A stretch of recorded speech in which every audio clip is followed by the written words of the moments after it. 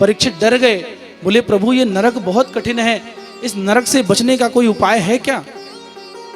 सुखदेव जी महाराज कहते हैं उपाय तो है, और उपाय एक ही है, भगवान का नाम। जो भी भगवान का नाम जपता है, ठाकुर जी की कथाओं को जो श्रवण करता है, जो ठाकुर जी के नामों का निरंतर जप करता है, उसे इन नरकों में नहीं जाना पड़ता। बोले प्रभु इसका कोई उदाहरण है? बोले इसका एक उदाहरण है। बोले क्या? बोले महाराज एक अजामिल नाम का ब्राह्मण था।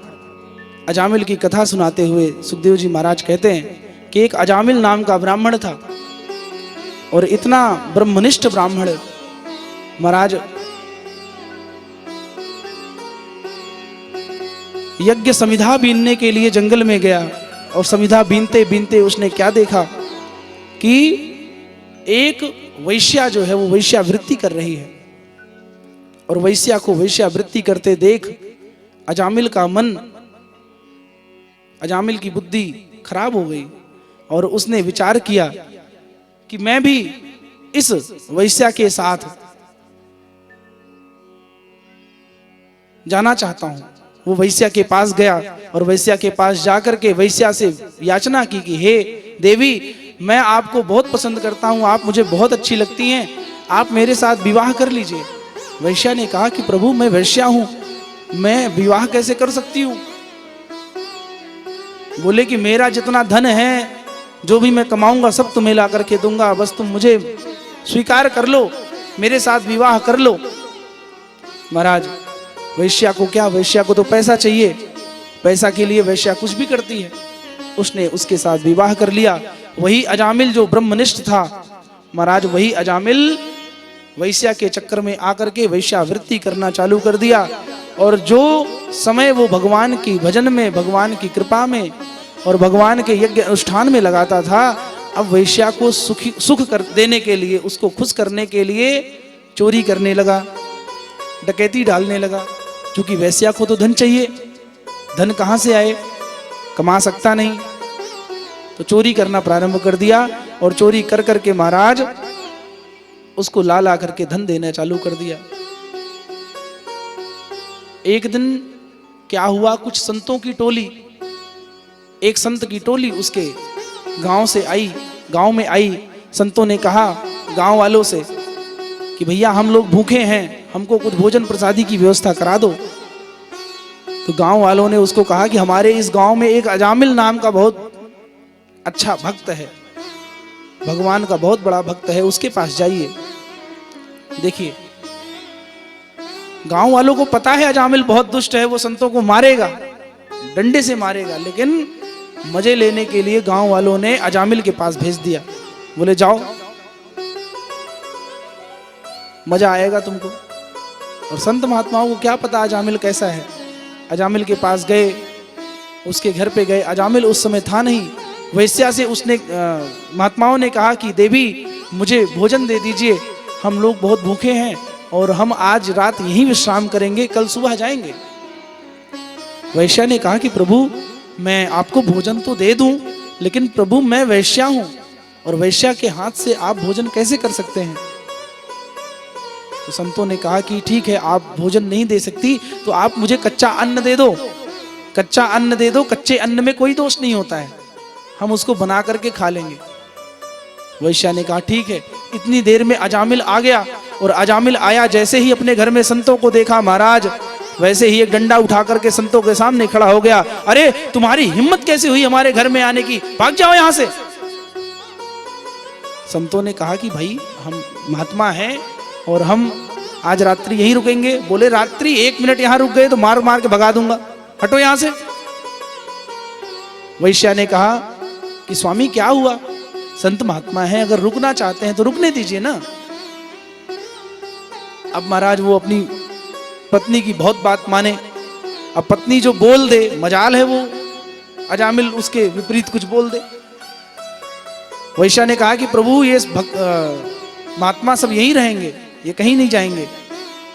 तो अब अजामिल मना नहीं कर सके। जैसे ही वैश्या अंदर गई राशन लाने के लिए, वैसे ही अजामिल फिर से डंडा उठा करके बोला कि संतों, उसके आने से पहले भाग जाओ यहाँ से, नहीं छोड़ूंगा नहीं तुमको। इतने में वो वैश्या फिर से आई, बोली क्या बोल रहे महाराज? बोले नहीं नहीं देवी, हम तो कुछ नहीं कह रहे, हम तो ये कह रहे हैं कि तुम आराम से ही रहो महाराज, कल जाना। जैसे फिर से वैश्या अंदर गई, वैसे फिर से उसने डंडा उठाया, बोले संतो तुरंत भागो यहाँ से, नहीं मारूंगा। फिर से वैश्या पीछे मुड़ी, बोली क्या कह रहे हैं महाराज? बोले नहीं नहीं देवी, हम तो ये कह रहे थे कि महात्माओं, अब तो आप जो है यहीं भोजन पाओ और दिव्य अपना आराम करिए और सुबह आराम से जाइए, हम तो ये कह रहे हैं। अंततो गत्वा अजामिल अंदर गया, उन सबको राशन ला के दिया। संत महात्मा भोजन बना करके पाए और महात्मा जी के जो शिष्य थे उन्होंने महात्मा जी को बोला, प्रभु अजामिल सो गया है, हम लोग रात में ही निकल लेते हैं, नहीं सुबह होते कहीं मार डाले हम लोग को। महात्मा जी बोले किसी का अन्न खाया है तो उसको कुछ ना कुछ तो देना पड़ेगा। बोले महाराज आप मुझे भी मरवाओगे, खुद भी मरोगे। सुबह हुई, उस समय अजामिल की जो पत्नी थी उसको एक बच्चा हुआ था, छोटा बालक था। महात्माओं ने कहा कि देखो अजामिल, मैं तुम्हारी सेवा से बड़ा संतुष्ट हूं, अब मैं तुम्हें एक बात बताता हूं, इस बालक का मेरे कहने पर तुम नाम रख दो। बोले क्या नाम रख दूं? वैश्या ने कहा ठीक है महाराज, आप ही नाम रख दो। बोले इसका नाम रखो नारायण। अजामिल ने कहा कि ये ओल्ड फैशन नेम हम नहीं रखेंगे, हम तो चिंटू पिंकू रिंकू चिंकू जो भी, ये नाम रखना है मुझे अपने बच्चे का। बोले अगर मेरी थोड़ी सी भी बात मानो तो इसका नाम नारायण रख दो। वैश्या ने कहा कि ठीक है भाई प्रभु, कोई बात नहीं, हम इसका नाम नारायण रख देते हैं। और उस बच्चे का नाम नारायण रखवा करके संत लोग चले गए। अब अजामिल बहुत प्रेम करे उस छोटे बालक से, और महाराज दिन रात उसको अपने बच्चे को बुलाए, हे नारायण इधर आओ, हे नारायण ये करो, हे नारायण ऐसा नहीं वैसा करो।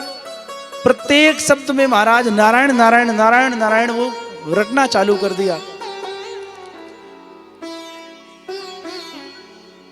भाय कुभाय अनख आलस हूं, नाम जपत मंगल दिसि दस हूं। कहते हैं कि किसी अच्छे मन से तुम यदि भगवान का नाम ले रहे हो तब तो अच्छी बात है, लेकिन अगर बिना मन के भी तुम ठाकुर जी का नाम लेते हो तो वह भी फलीभूत होता ही होता है। तो महाराज नारायण नारायण नारायण नारायण का उच्चारण करते करते करते करते महाराज एक दिन की बात है, अजामिल का समय पूरा हुआ, यम के दूत उसको आ गए और उसके पास आकर के उसके जब प्राणों को खींचने लगे महाराज उसको बहुत कष्ट हुआ। और जब कष्ट हुआ तो उसने अपने पुत्र को बुलाया, अरे नारायण मेरी रक्षा करो। जब ऐसे बोला कि नारायण मेरी रक्षा करो, तैसे ही यमदूतों के पास में ही भगवान के दो दिव्य पार्षद वहां पर पहुंच गए, और पार्षद पहुंच गए, यमदूतों को मार करके वहां से भगाया। बोले हटो यहां से। बोले महाराज हमें क्यों हटा रहे हो, हम तो इसको लेने आए हैं। बोले अरे ये हमारे स्वामी का भी अभी नाम लिया है, तुम इसको कैसे ले जा सकते हो। यमदूतों ने कहा कि प्रभु आप गलतफहमी में हैं, ये आपके स्वामी का नाम नहीं ले रहा है, ये तो इतना पापी है महाराज, ये अपने पुत्र का नाम ले रहा है, और ये अपने पुत्र का नाम ले रहा है, आपके स्वामी का नाम नहीं ले रहा है।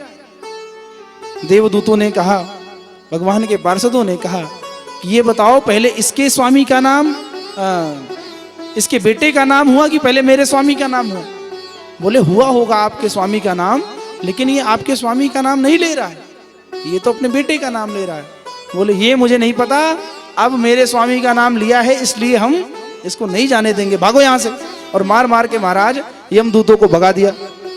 यमदूत गए यमराज के पास, जाकर के अपना यम पास फेंक दिया। बोले महाराज मैं आपकी ड्यूटी नहीं कर सकता, तुरंत रिजाइन देना है मुझे। बोले क्या हुआ। बोले ऐसी ऐसी जगह फंसा देते हो महाराज, तुम कहे थे जाके उसको लेके आओ, हम उसको लेने गए तो वहां पे वो दो चमकीले पता नहीं कौन आए और मुझे मार मार के भगा दिया।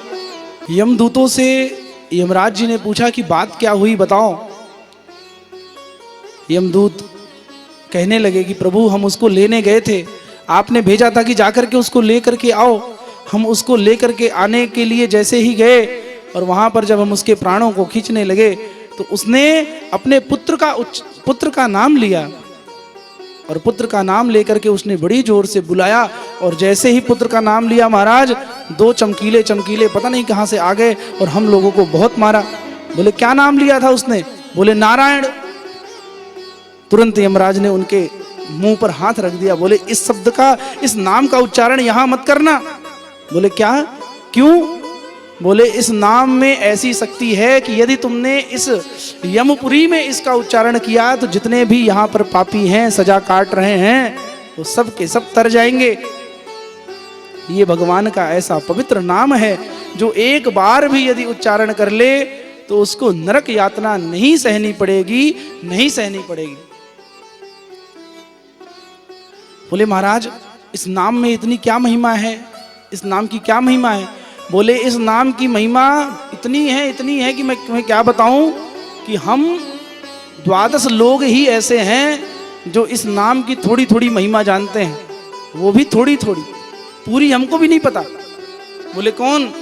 स्वयंभुर नारदः शंभो कुमारा कपिलो मनु प्रहलादो जनको भीष्मो बलिर्भय्या सकिर्वयम् 12 बीजानीमो धर्मं भागवतं भट्टः।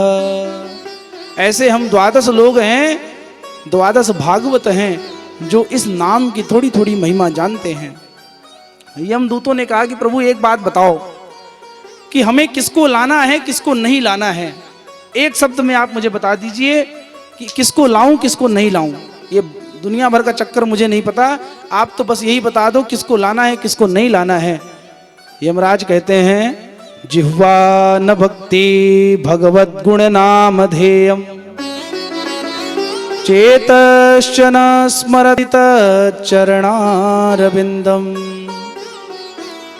कृष्णाय नो नमति यच्छिर एकदापि तानानयध्वसतो कृष्ण कृष्ण कृत्या। जिह्वा न भक्ति। अब मैं तुम्हें बताता हूं किसको लाना है, किसको नहीं लाना है। कह रहे हैं जिह्वा न भक्ति, जो अपनी जिह्वा से भगवान का नाम ना लेता हो।